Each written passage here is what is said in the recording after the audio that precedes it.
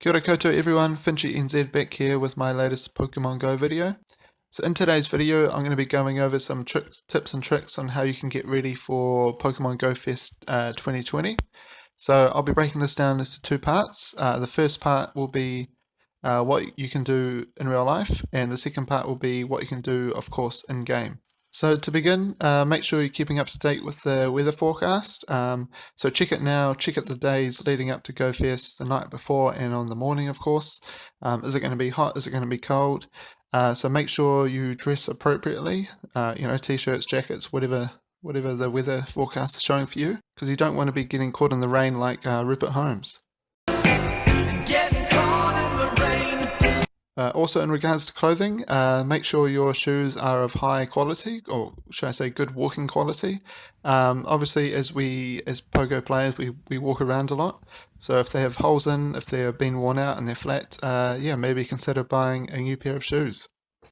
If possible, have a big breakfast on the morning of GoFest. This is going to fuel and fill yourself up for the first part of the day. And also in regards to food and water, make sure you either take some with you or bring some money to buy some at the local stores, of course. You don't want to be walking around for hours on end without eating, without drinking. So yeah, either A, bring food, make a sandwich at home, or bring money to buy food out and about. Charge your portable chargers, like right now. The last thing you want to be doing is waking up in the morning of GoFest, thinking you've charged them, but then realizing when you're about to go that you haven't actually charged them, they've got no battery left, you're not going to be able to play for as long as you expected. So just put them on charge now, get it done, get it sorted. And last but not least, obviously it's 2020, check with your local health authorities if you're able to go outside, and of course wear a mask if required.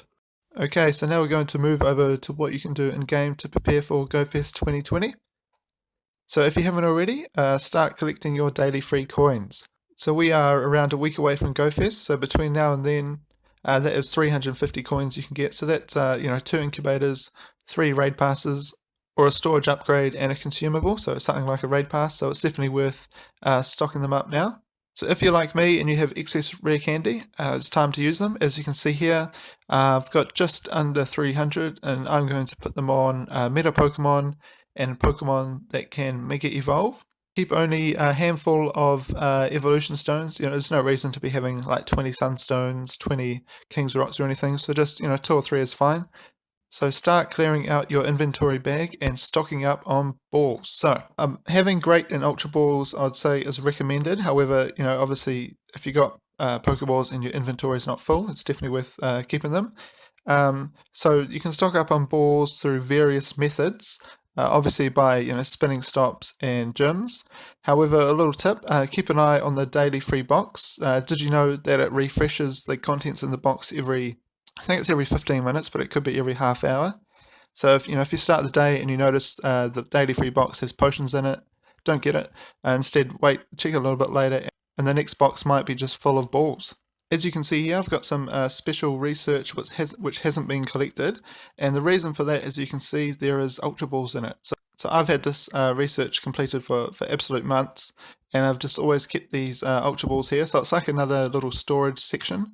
So it's 20 Ultra Balls that don't go towards your inventory cap. So if you have unclaimed special research which offers balls, don't claim it until you need it.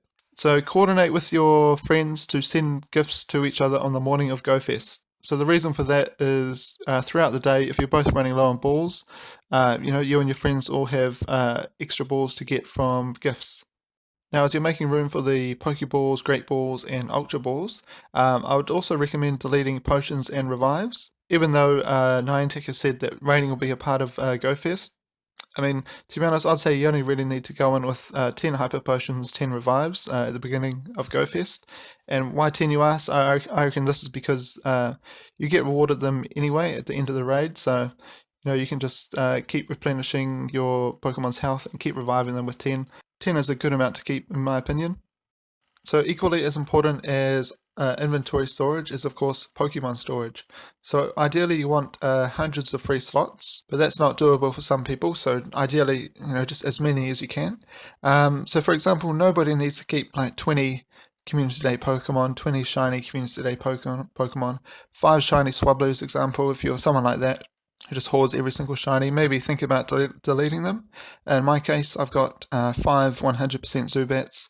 I've just deleted a few of them. There's no reason for me to have 5 of them. So tough choices will need to be made on your storage. So like I mentioned before, deleting shinies, but in my opinion, it's definitely for the better good, because you'll be getting new Pokemon, new shiny Pokemon, new meta Pokemon. So at the end of the day, it's going to be more worthwhile. So I think sit down for a few hours and work through it, however you see fit. So some people have different ways of sorting out their storage. Some people sort by number, some people sort by CP and just store like that.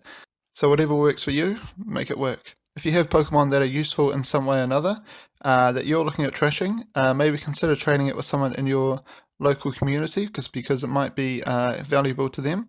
So example would be, like a Pokemon you have a community day move of. Example, Venusaur, if you've got 10 Venusaurs with Frenzy Plant, there's no need for having 10. Maybe someone's only got 2, so maybe open it up to the community if anyone wants it. So mark stuff for trade, and as it's 2020, if it's safe to do so, meet up with a friend, do lots of trades, do bulk trades, and if that doesn't work, maybe suggest a trading meetup in your community. Get lots of people there, everyone's trading, and happy days. All in all, I hope this little tips and tricks or little guide has helped someone somewhere in the world. So make sure you stay safe, stay healthy, and of course have fun. If you aren't having fun, then just go home. And good luck catching some epic Pokemon. Let's wait and see what Niantic has in store for us. ...